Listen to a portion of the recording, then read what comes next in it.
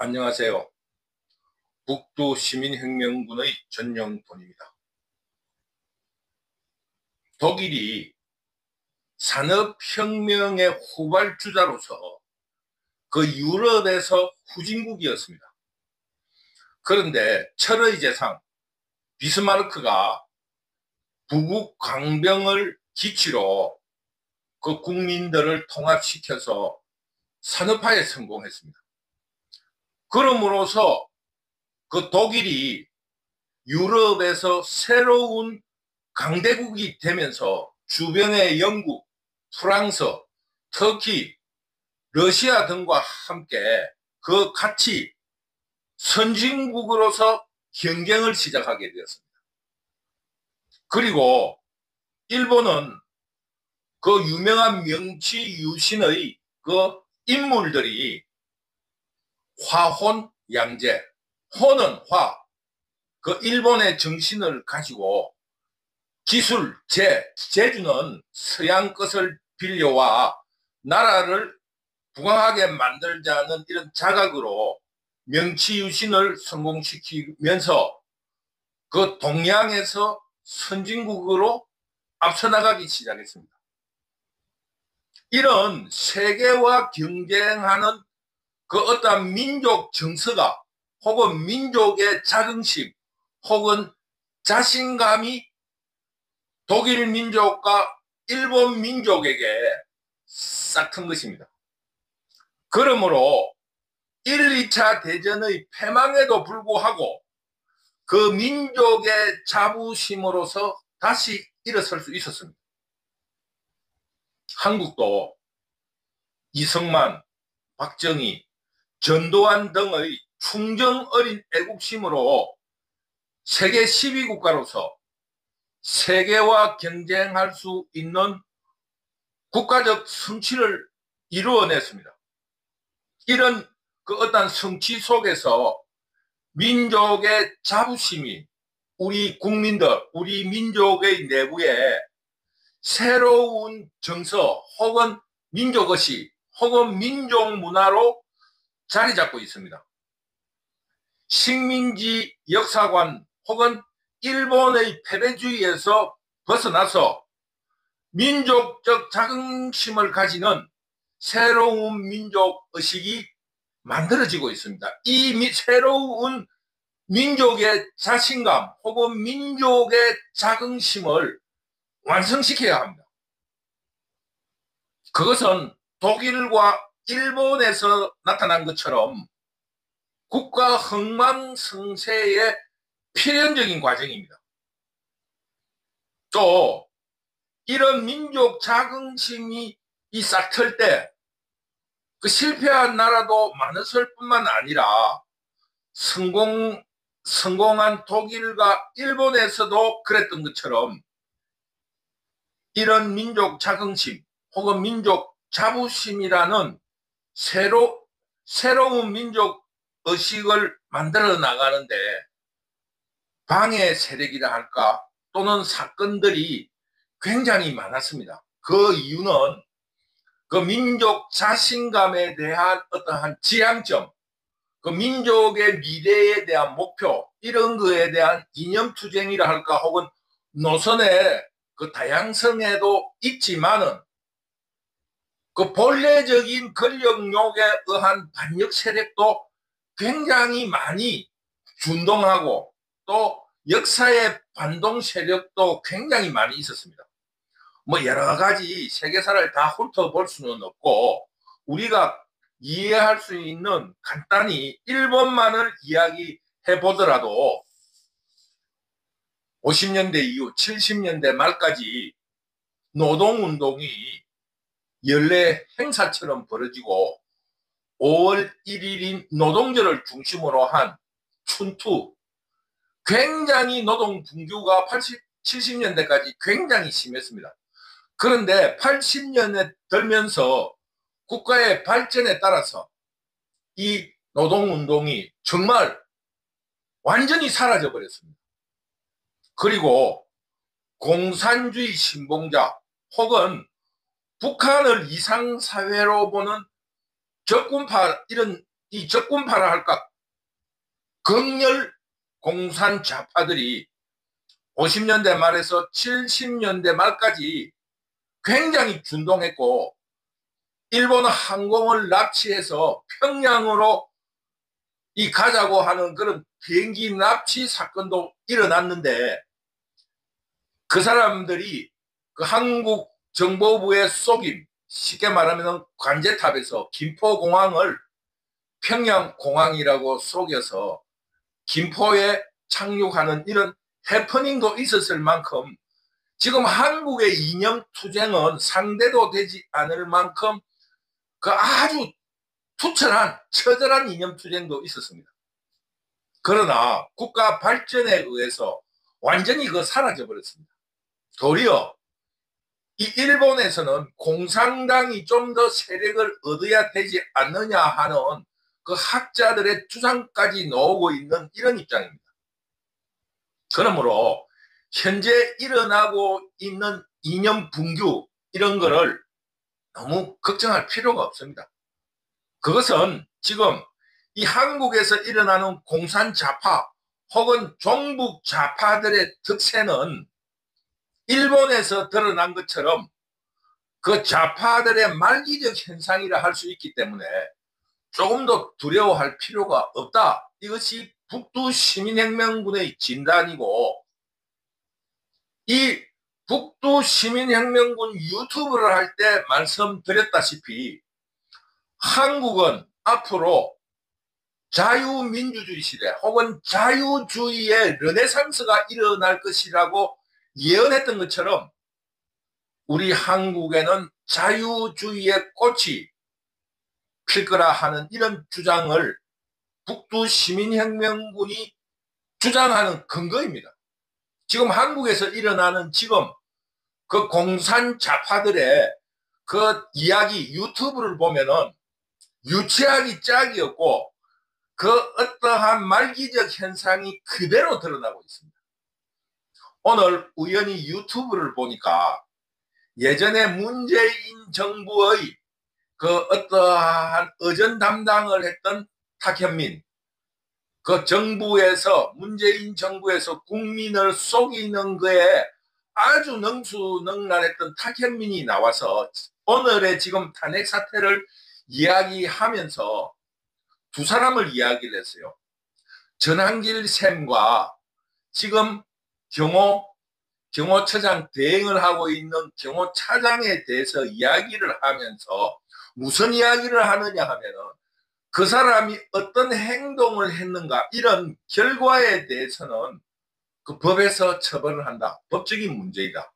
그러나 우리 국민들이 판단을 할 적에는 그런 행동을 한 의도를 관찰할 필요가 있다. 이런 말을 하더라고요.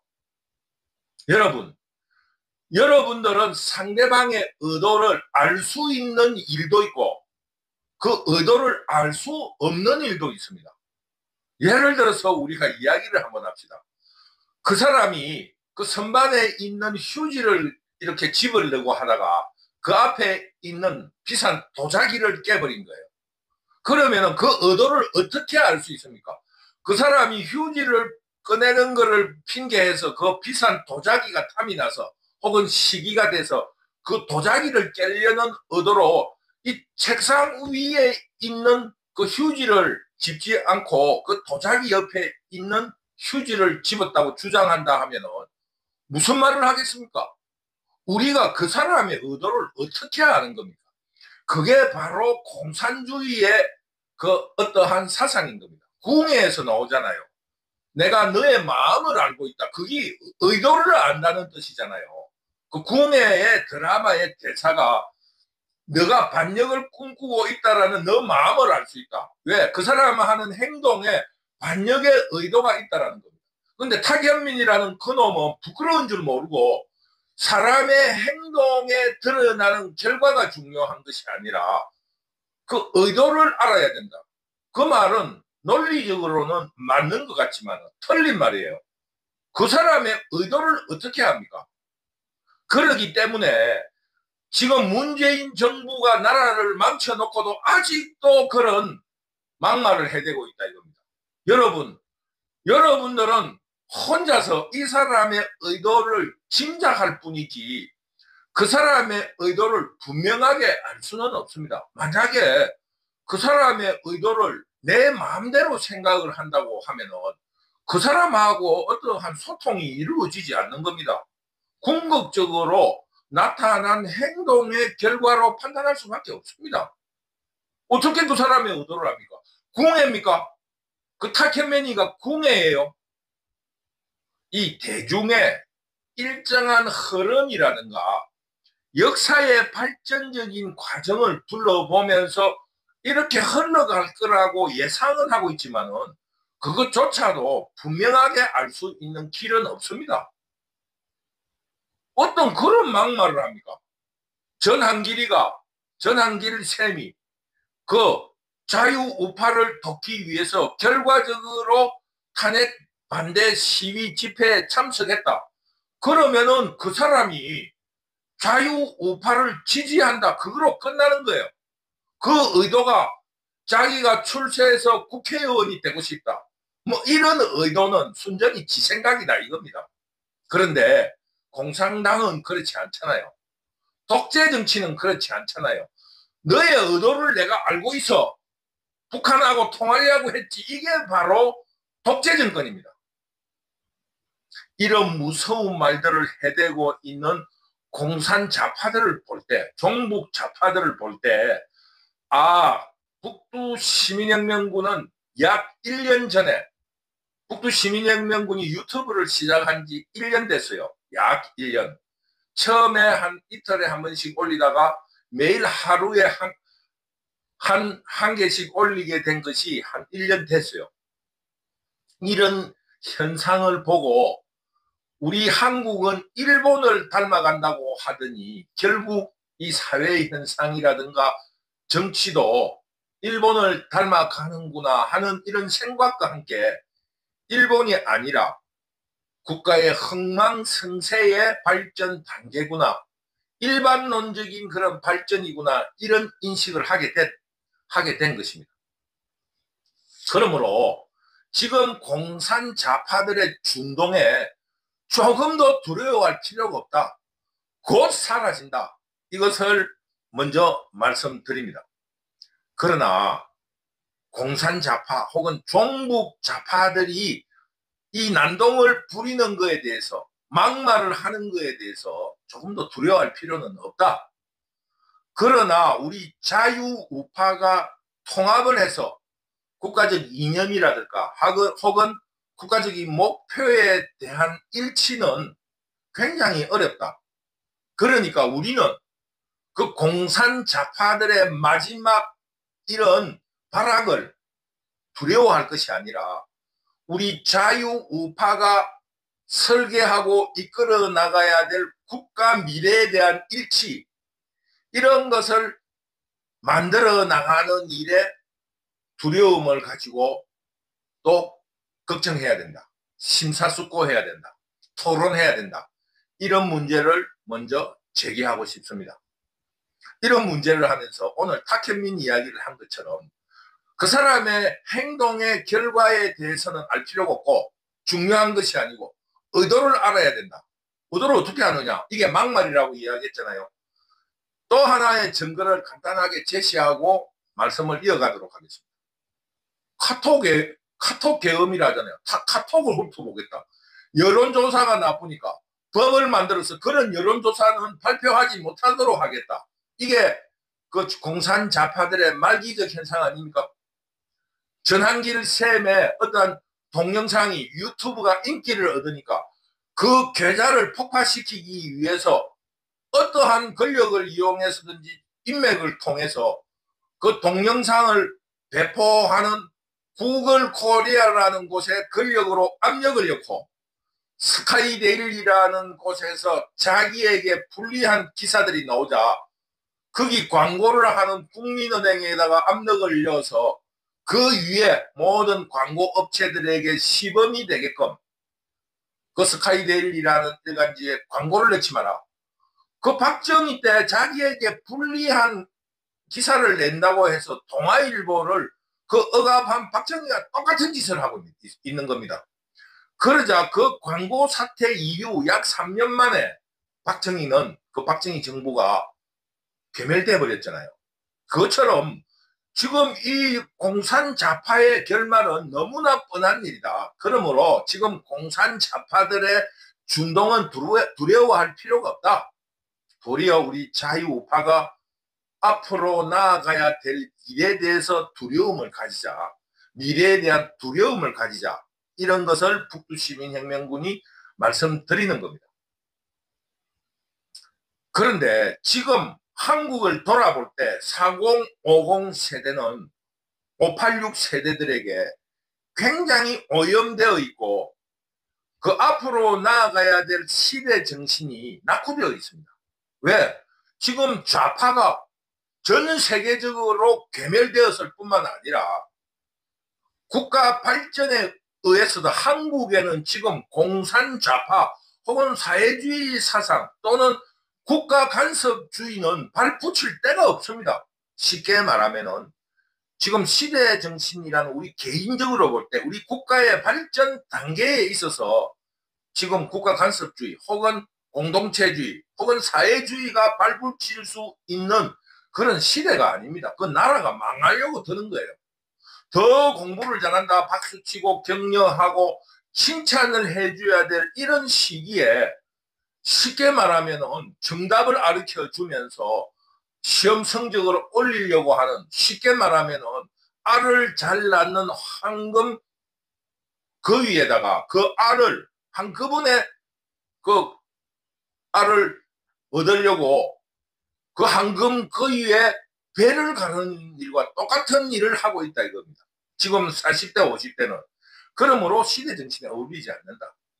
두 번째로 지금 세계 정세가 환경이 국가 간의 경쟁이 치열해지고 있는데 그 경쟁을 치열하기 위해서 실력을 갖추어야 되는데 내수 중심으로 이 나라의 경쟁력을 완전히 망가뜨리려고 하는 이런 사회주의 혹은 국가 간섭주의를 이 4050이 이끌어갈 수 없다는 겁니다. 저 21세기와 22세기를 준비하는 이런 한국에 있어서는 완전한 세대 교체를 통해서 그 국가적 리더십을 만들어가야 한다. 이런 입장을 북두시민혁명군은 주장합니다. 즉 개혁이라 하는 것은 별게 없어요. 모든 일은 사람이 하는 겁니다. 그러므로 개혁이라 하는 것은 세대 교체를 말합니다. 그러므로 북두시민혁명군이 오늘 강의하는 주제는 20대 30대 세대들이 전면에 나서라고 주장하는 것입니다.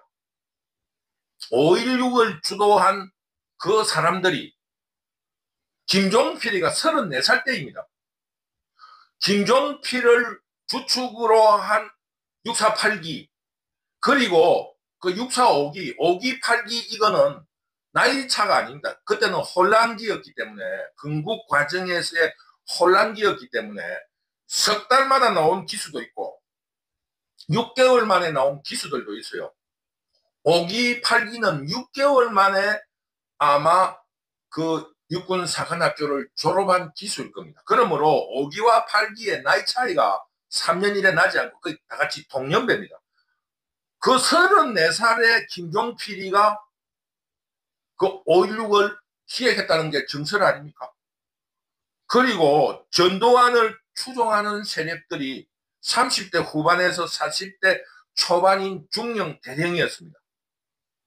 이 두 모임이, 두 정변이 군이 주도했다는 특징이 있었다면 이제는 우리 교양 있는 자유 시민들이 시민혁명을 완성시켜서 이 나라의 어떤 개혁을 만들어 나가야 된다. 이런 입장을 북두시민혁명군이 오늘 2030 세대에게 외치는 겁니다. 즉 한국의 미래를 리드하는 세력으로서 20대 30대들이 자신 있게 나서라는 겁니다. 오늘날에도 프랑스에서는 30대 수상이 벌써 5년 전입니까? 탄생했습니다. 외국에 지금 30대 지도자들이 굉장히 많습니다. 그러므로 어차피 마음을 먹고 그 윤석열에 대해서 반란을 일으키는 공산 좌파들을 척결할 각오로 나섰다면 2030은 더 큰 포부를 가져달라, 이런 말씀을 간곡하게 부탁드립니다. 신채호 선생이 말하기를 역사는 아와 비아의 투쟁의 기록이라고 했습니다. 아 혹은 비아는 나 혹은 나의 동지와 그 어떠한 나와 나의 동지를 반대하는 비아와의 세력 간의 다툼만을 말하는 것은 아닙니다. 정신, 그리고 어떠한 문화 또는 의식, 이런 것들을 기성으로 썩어가는 이런 비아, 이것을 총체적으로 말하고 있습니다. 지금 2030은 윤석열을 구출하는 문제, 헌정을 지키는 문제에서 벗어나서 그 비아들, 그 썩어빠진 정신과 의식, 그리고 정치 문화, 이런 기성을 처단해내는 용기를 가져달라, 이런 말씀을 드리는 겁니다. 이 새로운 개혁으로서 새로운 한국을 건설하려는 세력으로서 2030이 주도를 하면서 모든 비하를 투쟁으로 밀어내고 척결하고 처단해낼 주인공으로 나서달라는 것입니다. 그러므로 2030이 좀 더 자신감을 갖고 또 이 한국의 미래의 주인공으로서 나서야 한다 이겁니다. 그러려면은 이재명이라는 잡범 도둑들에 의해서 그들을 척결함으로써 반사이익으로 은거주춤 시대의 주인공으로 나서면은 그 정당성이라든가 정통성이 약하니까 그 시민혁명을 성공시킴으로써 그 어떤 역사의 정면으로 투쟁하고 부딪힘으로써 한국 미래의 주인공으로 나서라는 겁니다. 어차피 이재명 그 반란 잡놈 도둑대들은 어차피 척결됩니다. 조금 더 두려워하지 말라는 겁니다. 우리나라의 국력, 국가의 발전 의식이 일본의 예라든가 독일의 예라든가 영국의 예라든가 이런 역사의 발전 단계를 우리가 훑어보더라도 우리 민족의 위대함, 그 우수함에 의해서 그들이 어떻게 발을 붙일 수 있겠습니까?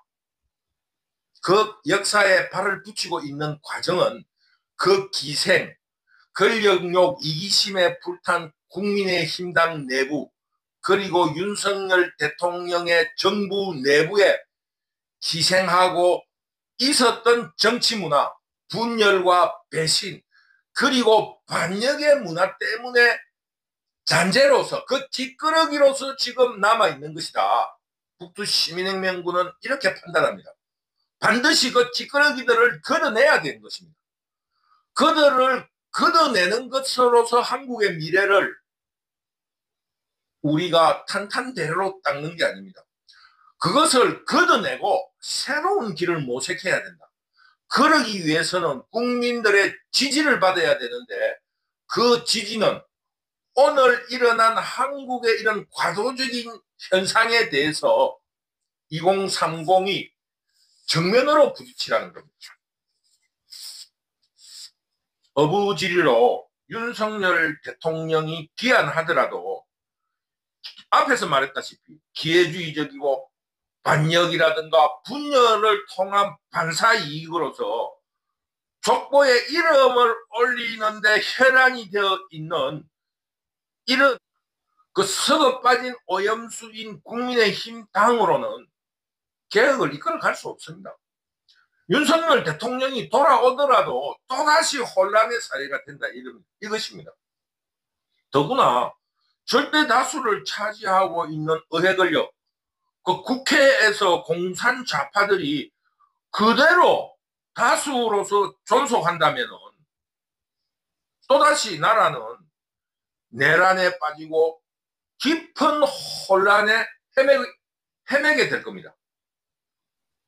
산업화, 그 다음에 민주화, 우리가 현대사에서 성취한 이 위대한 업적을 바탕으로 다음 단계인 그 세계에 스스로 선택하고 만든 민주주의 정부, 즉 자유화를 선포하는, 전 세계에다가 선포하는 자주성의 국가를 선언하는 일은 국가가 이제 성숙 단계로 접어드는 그런 선포입니다. 그러므로 중국에 대해서는 당연한 일이고, 미국에 대해서도 우리 민족의 통일 혹은 국제관계에 대해서도 당당하게 우리의 정책을 주장하고 또 우리의 정책을 실천할 수 있는 그런 역량을 과시하고 선언해야 합니다. 이제 한국은 경제, 군사, 문화, 사회적으로 그 역량이, 자주성이 이미 익을 대로 무르익어 있습니다. 그러나 지금 공산 좌파는 중국에 쎄쎄해야 된다는 이런 썩어 빠진 오염물이고, 이 자유파는 지금 이 국가의 혼란 과정에서 미국이 개입해서 정리해 줘야 한다고 이런 주장을 하는 그 썩어 빠진 오염물이 득실거리고 넘실대는 그런 나라가 되었다 이겁니다. 우리가 우리나라를 그 혼란을 바로잡을 수 있는 역량이 되고, 또 그것이 우리 2030의 자각 혹은 깨침에 의해서 이루어졌다고 세계에 선포할 기회가 됐다. 이러니 2030 세대들이 좀 더 자신 있게 나서달라, 이런 입장을 북두시민혁명군이 간곡히 부탁드리는 겁니다. 2030 세대여 한국의 미래의 주인공으로서 국가를 운영할 수 있는 능력이 될 뿐만 아니라, 또 그들은 충분히 윤석열 대통령의 탄핵 이후, 탄핵 소추 이후의 정치적 행동을 볼 때 우리 국민들을 안심시킬 수 있는 능력이 있다는 것을 과시했습니다. 북두시민혁명군도 그 한남동 관제에 4번을 갖고 2번은 밤샘을 했어요. 같이 밤샘을 했는데 그 2030들과 대화를 해본 결과 그 여기에 밤샘을 하고 투쟁하러 나온 이유에 대해서 당당하고 그 논리가 정확하다는 것, 그리고 지금 한국이 처해 있는 국가 발전 단계에서 자신들이 해야 될 일이 무엇인가를 분명하게 나에게 이야기했습니다. 그리고 내가 나이가 그 사람들하고 비슷한데 그 좀 귀한 집에 장남이었어요. 위에 형님들이 있었는데 두 분이 어릴 때 뭐 홍역이니 이렇게 하다가 뭐 1살도 안 돼서 죽고 2살도 안 돼서 죽어버리다 보니까 내가 더 귀한 아들이 됐습니다. 그래서 조금만 아프면 요즘처럼 그런 약이 없으니까 한약을 너무 많이 먹어가지고 그 내 유튜브를 보시는 시청하시는 분들이 댓글에다가 늙은 사람이 손자나 보라고 이렇게 이야기하는데 본래 나이는 그 사람들하고 별로 차이가 안 나요. 그런데 이제 그 한약을 너무 많이 먹다 보니까 그 얼굴에 그 노화가 좀 빨리 온 거예요. 그래서 그 사람이 내보고 음료수를 주는데 나는 그 뭡니까? 탄산수를 잘 안 마십니다. 그래서 술을 젊을 때는 좋아했고 그 탄산수를 못 마시니까 술을 좀 좋아했고, 물하고 마시는 거는 물하고 술만 먹지 우유 이런 거 먹어요. 탄산수를 안 먹는다 하니까 추운데 고생하신다고 어디서 구해왔는지 그 설렁차를 아주 따뜻하게 저 멀리서 그 종이컵에 들고 왔는데 감동을 받았어요.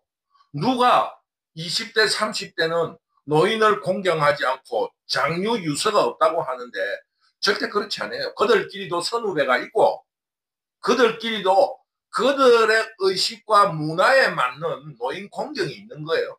뭐 노인이라고 해가지고 나이 많다고 해가지고 무조건 지하철에서 좌석을 양보해야 된다. 이거는 아닌 거예요. 나는 그 사람들의 논리에 동의를 하는 거예요. 80대라도 내가 왜 그 싱싱한 노인네한테 자리를 양보해요? 지금 80이라도 정정하게 겉으로 볼 때 정정한 사람이 많은 거예요. 그거는 노인 공경이 아니다. 그 의식은 나는 올바르다고 봅니다. 그것처럼 그들 나름으로 노인 공경이 있는 거예요. 아, 이 늙은 사람이 그 지금 이래 내그치 이 밤을 새는데 이 추운데 나는 그래도 피가 뜨거운 젊은 사람이 그 경비인데 이거 다 쓰고 빠진 놈이 얼마나 고생을 하겠나 고맙다 이런 마음이 생기니까 그 저 멀리서 밤에 어디서 받아왔는 건 알 수가 없죠. 내가 그 사람을 아는 사람도 아니고 옆에서 대화를 한 것뿐인데 그 친구가 나에게 그게 보급 물자가 엄청나게 많이 와 있어요. 음료수 이런 거는 지천에 널려 있는데 그 음료수를 하나 권하길래 나는 이런 음료를 잘 안 먹는다고 하면서 더구나 찾고 이래서 별로 먹고 싶지 않다. 따뜻한 걸 마시고 싶다. 근데 밤에 커피는 너무 많이 마셔서 마시기 싫다니까. 그 어디서 설록차를 구해온 거예요. 어디서 구해왔는가 모르지만 더구나 따뜻한 설록차를.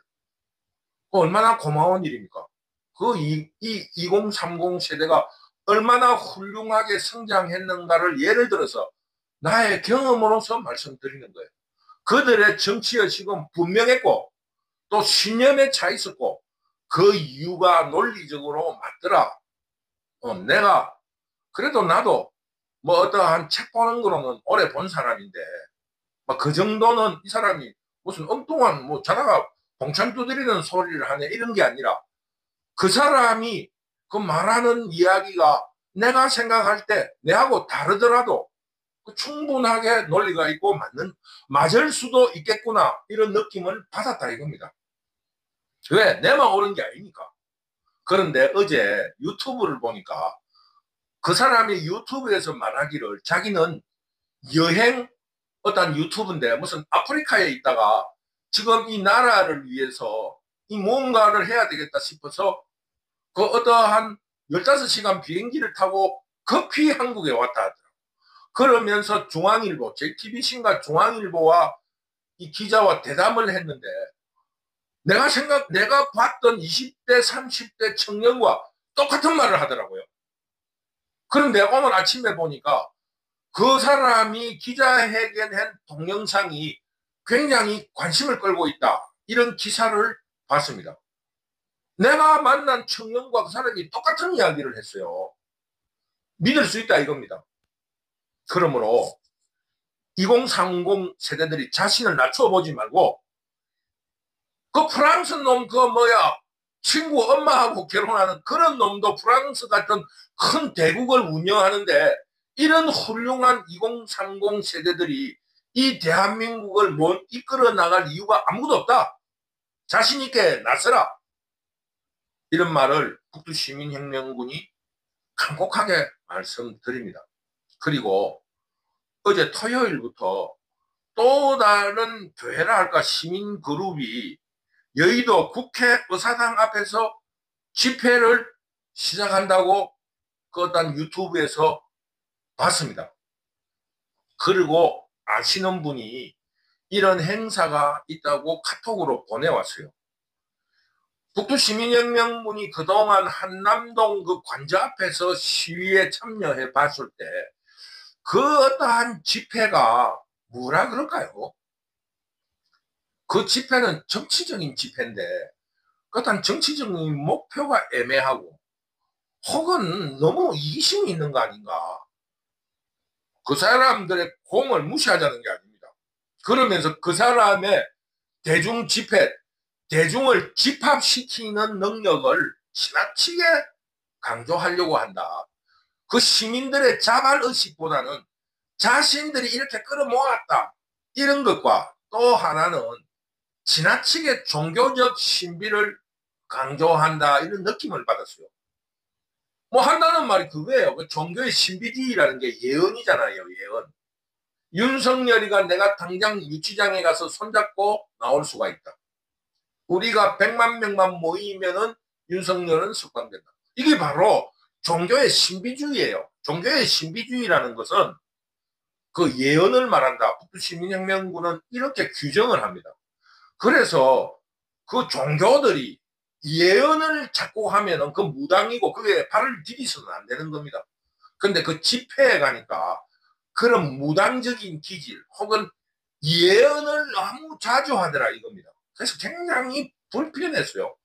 내 같은 사람도 있고 그게 자발적으로 이 한국의 그 헌정 질서가 무너지는 것을 막으려고 온 사람들에게 뭔가 실질적인 정치적인 목표 혹은 투쟁 목표를 말해야 하는데 무슨 자기가 이렇게 사람이 많이 모이게 그 옛날에 예언했다. 나는 알고 있었다. 뭐 이런 이야기나 하고 뭐 지 말 듣고 왔습니까? 이 헌정 질서가 나라가 위태로우니까 온 거지. 그런 거에 대해서 굉장히 불쾌했어요. 그래서 그 집회에 참석하지 않고 그 조금 떨어져 있는 그 뭡니까 관절 입구라고 조금 떨어진 데가 있어요. 그거 한 200m. 거기에 소수의 병력들이 그 어떤 공수처라든가 이런 사람을 못 들어오게 막고 있는 거기에서 나도 집회를 이틀을 날밤을 샜습니다. 그러니까 4일을 한 거예요. 4일. 하루 가가지고 날밤 새고 하루 가가지고 날밤 새고 물론 연속은 아닙니다. 그렇게 참석을 했다는 겁니다. 그런데 지금 새로운 뭐 교회겠죠. 집단이라든가 왜냐하면은 자유우파는 노조 같은 조직이 없잖아요. 중교조라든가 뭐 전국 공무원 노조라든가 민주노총이라든가 이런 조직이 없으니까 그 외국도 그렇지만은 종교적인 이런 그런 단체에서 이 집회를 주도할 수밖에 없습니다. 서양에서는 기독교가 주를 이루었고 지금 동남아시아나 이런 곳에서는 불교도들이 굉장히 영향력을 미치잖아요. 그 자유우파는 어쩔 수 없는 그런 종교적인 단체의 힘을 빌릴 수밖에 없는 그런 어떠한 이념적인 특징이 있으니까 그들의 어떠한 집회 주도를 거부하는 건 아닙니다. 그들의 어떠한 종교적인 신비주의를 싫어하는 건 아닙니다. 그러나 지나치지는 말아야 되는데 좀 지나치다 이런 뜻을 말씀드리면서 지금 그 사람들이 국회 앞에서 집회를 열었다는 것은 굉장히 의미가 있다고 봅니다. 왜냐하면 국회는 정치의 본부 아닙니까? 정치가 이루어지는 하나의 거점인데 북두 시민혁명군이 생각할 적에는 지금 한국의 지금 그 어떤 시민혁명의 단계를 볼 때 국회를 해산시켜야 된다. 지금 현재 집회장에서 시민들과 이야기를 나누어 봤을 때 그들이 주장하기로는 지금 평화적인 시위로는 안 된다. 즉 폭력을 수반하자. 그리고 전쟁을 하고 요구하는 게 있는데 어떻게 평화적인 시위로 그것을 얻을 수 있겠느냐. 이런 게 주류이고 두 번째로는 그 사람들이 이야기하는 거는 국회 해산을 시켜야 되는데 국회 해산을 시킬 어떤 법률적인 근거가 없다. 내가 그래서 말했어. 그게 바로 저항권이다. 그렇기 때문에 내가 이야기했습니다. 국회를 점령하고 그 우리 저항권으로서 국회 해산을 했다. 선언하자. 그것이 바로 시민혁명의 완성이다. 역사적으로 그 시민혁명의 시작과 끝은 국회가 불타는 것이다. 이렇게 내가 이야기하니까 어떤 한 분이 중도적으로 이야기를 하더라. 그 국회를 점령하고 해산을 선언하지 말고 국회 해산에 대해서 국민투표를 붙이자 하더라고요. 지금 현재 지금 서부지방법원에 뭐 폭동이니 내란범이라 하는데 그 대화 수준이 굉장히 높습니다. 그래서 거기서 하시는 대체적으로 합의를 봤는데 실행될 수는 없지만 그 시민들 간의 합의가 그거예요. 국회 점령을 통해서 거기서 밥을 해먹고 그 국회 안을 점거하고 있으면서 국회 해산에 대해서 국민투표를 붙이자. 뭐 이런 한 20여 명에 있는 모임 자리에서 그런 논란도 있었습니다. 그래서 북두시민혁명군은 그런 입장에서 국회 의사당 앞에서 시위 집회를 해야 된다는데 그 주안점을 가지고 있는데 마침 그런 단체가 생겼다는 것입니다. 그래서 북두시민혁명군의 생각은 2030 세대들이 광화문에 가지 말고 국회 의사당으로 가서 국회 의사당을 점령하자는 겁니다. 그러므로 지금 현재 우리 자유우파의 시민혁명이 타임 스케줄에 따라서 굉장히 정상적으로 이루어지고 있다. 앞에서 말했다시피 국가 미래에 대한 어젠다라든가 우리 운동 방향에 대한 일치를 두려워해야지 지금 사라져갈 그 발아가는 공산 좌파를 두려워할 필요가 없다. 이런 입장에서 이 운동의 통합을 만들어가자.